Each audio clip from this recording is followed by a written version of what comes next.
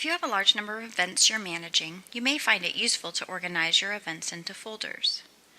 You simply hover near the main events folder and then click to add a new folder. So maybe I have a set of different events like user conferences, sales trainings, maybe security trainings. I can create as much of a structure as I'd like. I can also create subfolders, maybe by year.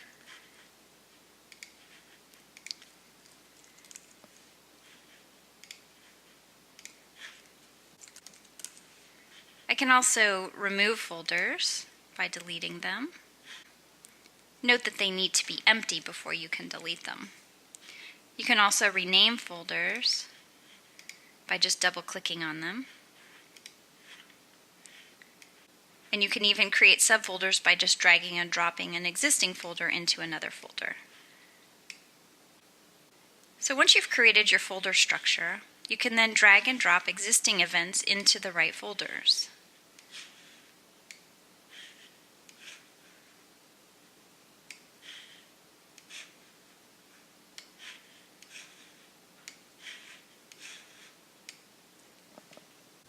You can also use folders to control access to specific events for certain members of your team.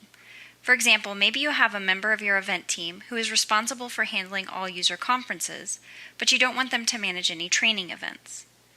To do this, go to the top-level Events folder, click on Edit Folder Permissions, and add all the users and all the roles that you have in the system. And make sure that they have read access to that particular folder. And go ahead and apply these security settings to all subfolders. Then, within Sales Training, edit Folder Permissions and remove the User Conferences role from being able to read the folder. Do the same for Security Training.